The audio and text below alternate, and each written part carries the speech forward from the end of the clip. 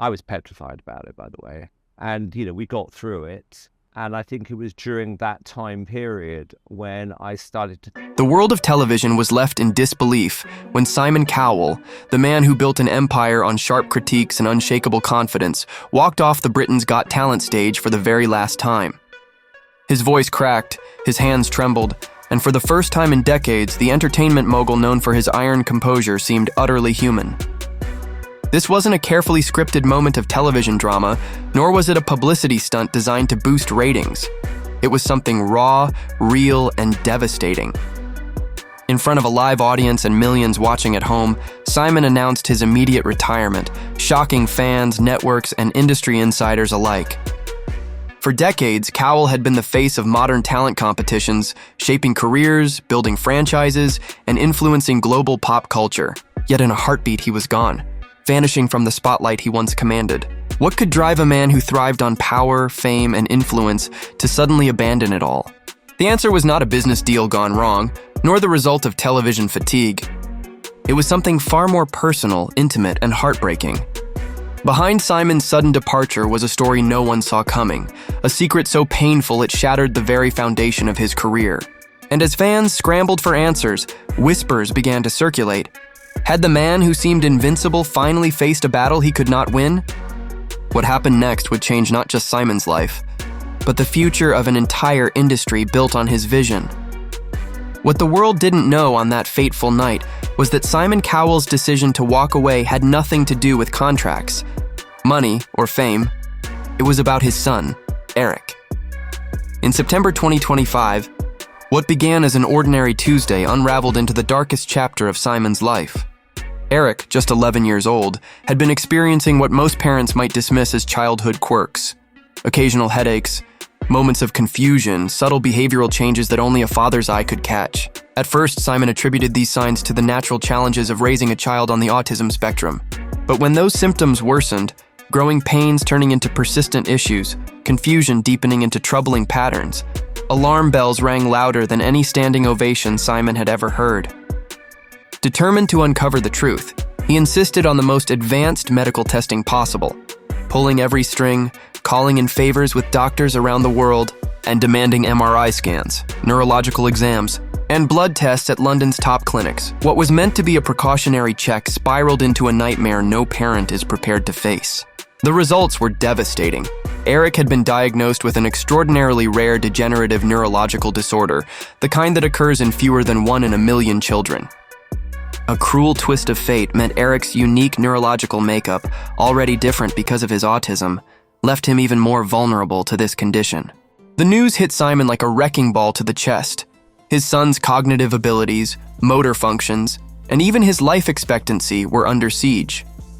Doctors spoke in clinical tones about treatment options, experimental therapies, and possible management strategies, but beneath the medical jargon lay the chilling truth. No amount of money, fame, or power could promise a cure. In that cold hospital room, Simon's carefully built vision of watching Eric grow into adulthood collapsed in seconds. What mattered now was not television ratings, but the rapidly closing window of time to create memories, laughter, and love with his son before the illness advanced too far. It was this diagnosis, this shattering reality, that forced Simon to reconsider everything, including his career, his empire, and his place in the world. And yet, as the cameras kept rolling on Britain's Got Talent, Simon kept this truth hidden from millions, carrying the unbearable secret behind his trademark smile. But how long could he maintain the mask before the cracks began to show? In the weeks following Eric's devastating diagnosis, Simon Cowell lived a double life that few could ever endure. To the millions watching Britain's Got Talent each week, he was still the same confident judge, sharp-witted, sarcastic, and seemingly unshaken. His critiques carried the same bite, his humor still landed, and his public persona appeared untouched. But behind the cameras, a very different Simon was crumbling under the unbearable weight of truth. Between filming sessions, he would retreat to his dressing room, scrolling endlessly through photos of Eric on his phone, desperately searching for subtle signs of the illness's progression the doctors had warned about. The makeup team noticed he was requiring more concealer each day, a silent testimony to the sleepless nights spent poring over medical journals and experimental treatment papers that offered more questions than answers. Production assistants observed a shift in him, forgetting contestants' names, losing track of conversations mid-sentence and sometimes drifting off in thought, staring into nothing as though his mind was trapped in a battle far away from the glittering stage.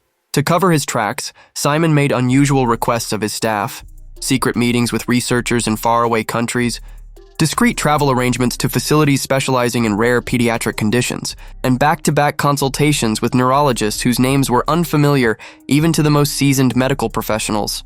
His once tightly organized life became chaotic, his assistant juggling a schedule torn between showbiz demands and urgent medical quests. Yet to the public, none of this was visible. The irony was cruel. While the world believed Simon was still the unflappable architect of global talent shows, he was liquidating assets behind the scenes, quietly selling properties and redirecting millions into medical research. Even his demeanor on stage softened.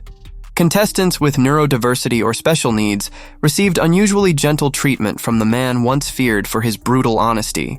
His criticisms became encouragements, his words laced with empathy that hinted at a pain no one else could see. This duality was exhausting, draining him of every ounce of energy.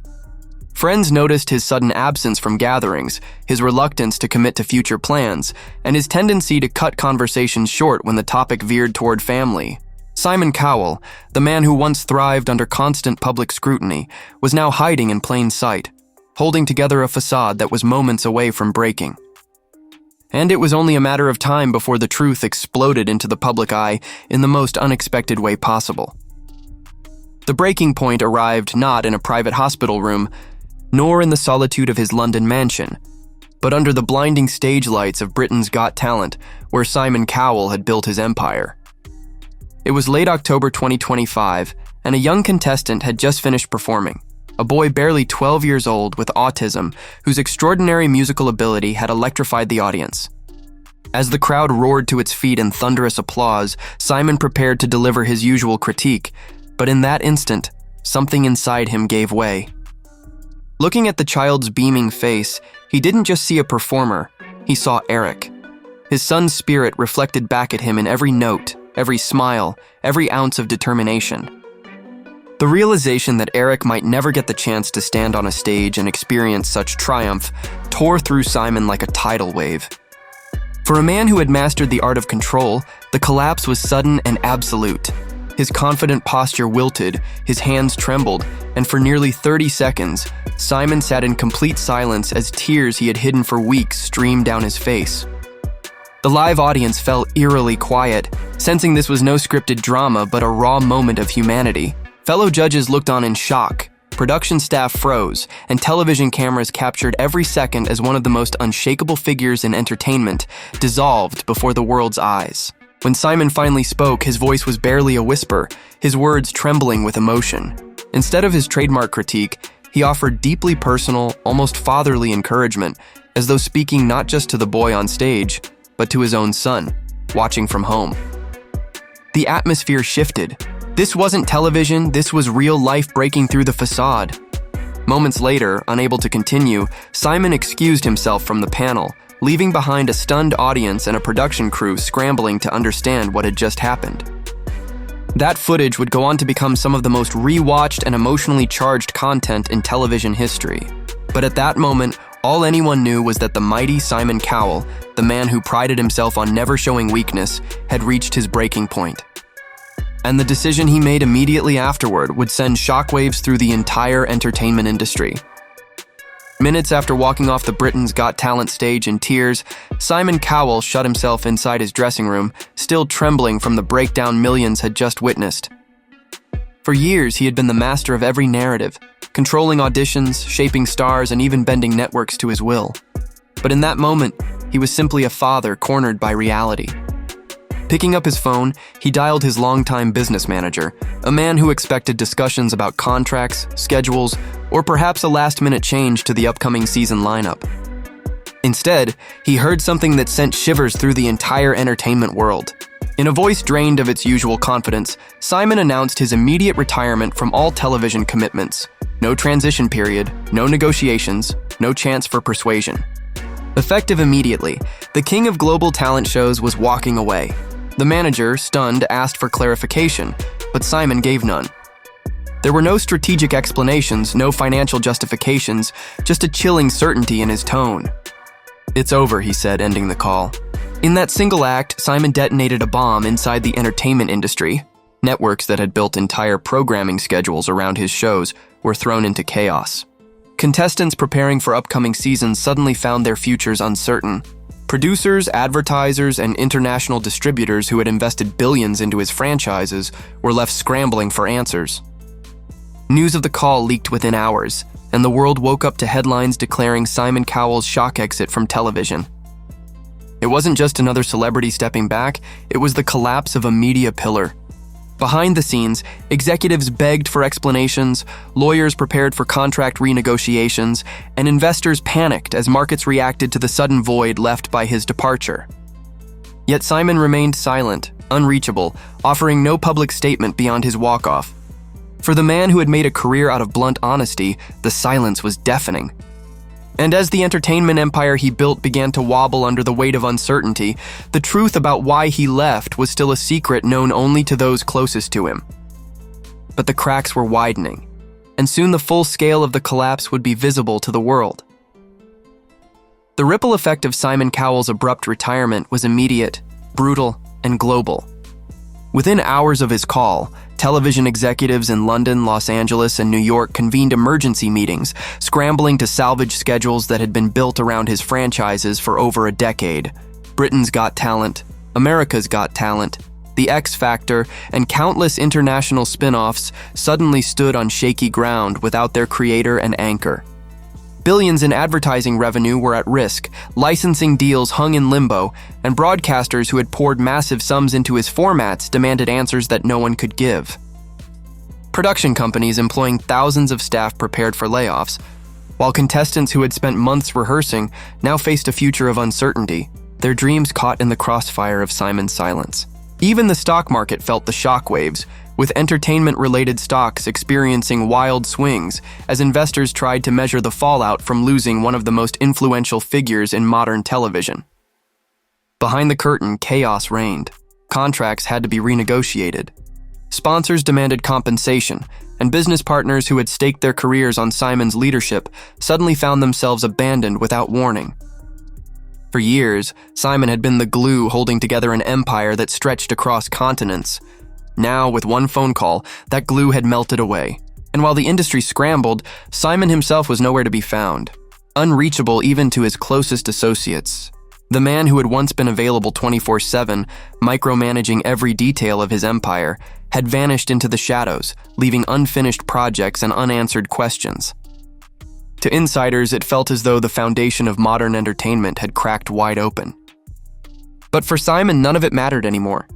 Every dollar, every franchise, every ounce of fame was now being repurposed for one singular mission: to fight for Eric. The world saw a collapsing empire. Simon saw the price of love. And while networks mourned the mogul, Simon was already plotting a new path, one that would take him far from television studios and deep into uncharted territory in search of hope. With the dust of his entertainment empire still settling, Simon Cowell redirected his focus, energy, and vast fortune into a mission far more personal than anything he had ever undertaken: the desperate fight to save his son, Eric. No longer bound by filming schedules, network obligations, or the politics of show business, Simon embarked on a global journey that consumed every resource at his disposal.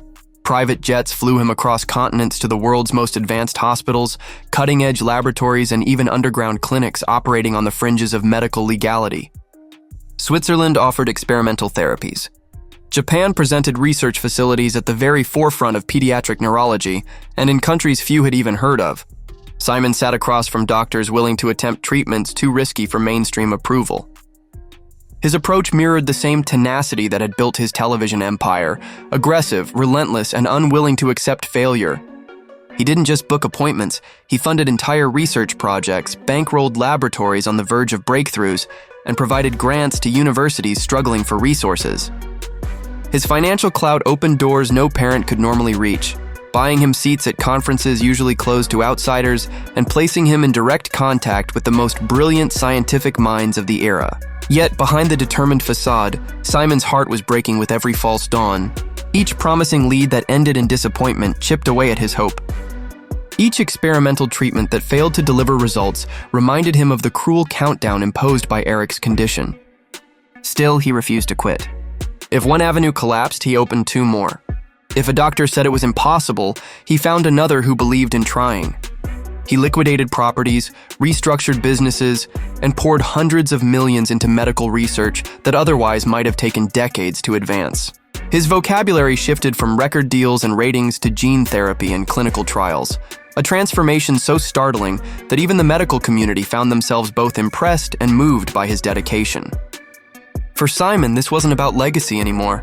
It wasn't about maintaining his place in pop culture history.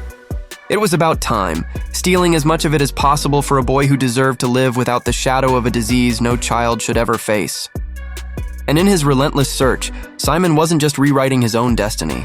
He was reshaping the future of pediatric research for countless families worldwide.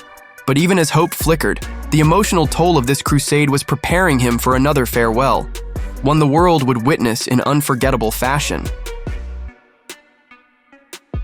November 15th, 2025, became a date etched into entertainment history, though few in the audience realized they were witnessing the end of an era. That night, Britain's Got Talent aired a hastily organized special episode billed as a tribute to Simon Cowell. But in truth, it was his last public appearance on the stage that had defined his career. From the moment he walked out, it was clear something was different. Gone was the swagger, the playful smirk, the almost arrogant stride that had become his trademark. Instead, Simon moved deliberately, almost as if each step was being savored, as though he were imprinting every detail into memory. The audience, sensing an unfamiliar heaviness in the air, responded with warmth, but also with curiosity. What was happening behind that composed exterior? Throughout the evening, as performers who had once been mentored by Simon returned to honor him, cameras caught subtle cracks in his demeanor. Young contestants, in particular, seemed to unravel his composure, their performances reminding him of Eric and the uncertain future they faced together. When asked to address the audience directly, Simon did not speak as a celebrity mogul, but as a father stripped bare by life's cruelest twist. His voice wavered as he spoke about the importance of time, of cherishing family, of remembering that fame and fortune mean little compared to love. His words weren't polished, rehearsed, or witty. They were raw, honest, and carried the unmistakable weight of a man saying goodbye not just to a career, but to a chapter of his own identity. The studio fell into an emotional silence punctuated by sniffles, before erupting into a standing ovation that seemed to last forever. Some in the audience cried openly.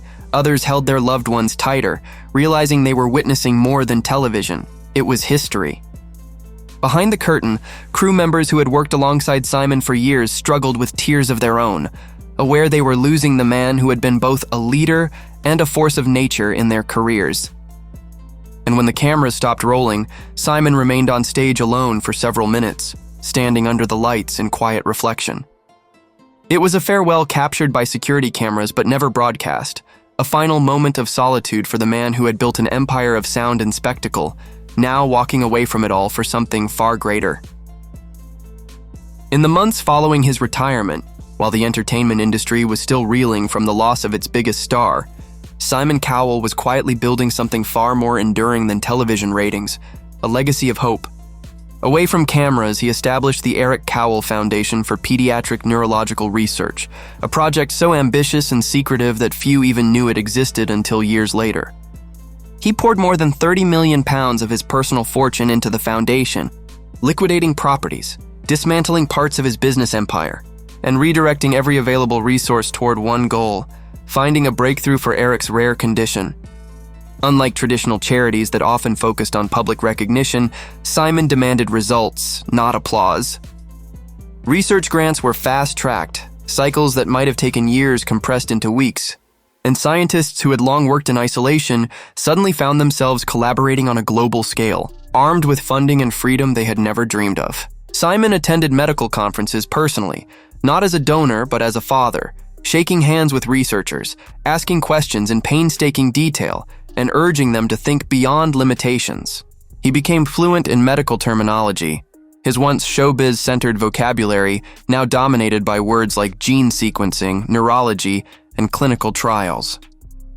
For many scientists, his involvement wasn't just financial, it was emotional fuel, a reminder that behind every dataset was a child waiting for hope.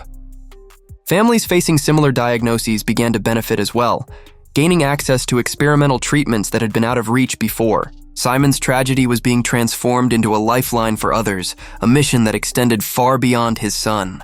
And while he avoided the spotlight, the Foundation's impact echoed worldwide, quietly reshaping the future of pediatric medicine. By the end of 2025, Simon Cowell had completed a transformation few could have imagined. Once the most feared man in entertainment, a mogul whose every word could make or break a career, he had stepped away from fame's glare to embrace his most important role, being a father. The entertainment industry still felt the aftershocks of his departure. Ratings for his former shows slid. Competitors struggled to fill the void, and networks mourned the loss of their most bankable figure. But for Simon, none of that mattered anymore. What mattered was the laughter of his son, the quiet evenings spent together, and the simple joy of being present during what doctors warned could be their most precious time. Eric, once reserved, began to flourish under his father's complete attention, opening up in ways that astonished even close family friends. It was as if the boy, sensing the urgency of their moments together, was determined to show his father the richness of his spirit, despite the diagnosis hanging over him. For Simon, every smile, every conversation, every shared memory became more valuable than the billions he had once earned in television. The man who had spent decades chasing global recognition had finally realized that true success wasn't measured in viewership or money, but in love. His story became a living testimony that even the harshest critics can be softened by the power of family, and that sometimes the bravest decision a person can make is not in the boardroom or on stage, but in the quiet choice to put loved ones above all else. In stepping away, Simon Cowell didn't just close a chapter of television history, he rewrote the meaning of legacy itself. And so the story of Simon Cowell's emotional farewell is not one of defeat, but of transformation. A man who once ruled the world of entertainment with sharp words and an iron will chose to step away. Not because the lights dimmed or the applause faded, but because love demanded it. His empire may have crumbled, but in its place rose something far greater. A father's devotion, a foundation of hope, and a legacy built not on fame, but on family. For fans, it's a bittersweet goodbye, a reminder that even the toughest figures are still human at heart. And for Simon, it's proof that sometimes the greatest stage is not the one on television, but the one at home. What do you think of Simon Cowell's decision to walk away at the height of his career? Let us know your thoughts in the comments, and don't forget, subscribe to stay tuned for more untold stories that shock, inspire, and reveal the human side of the stars you thought you knew.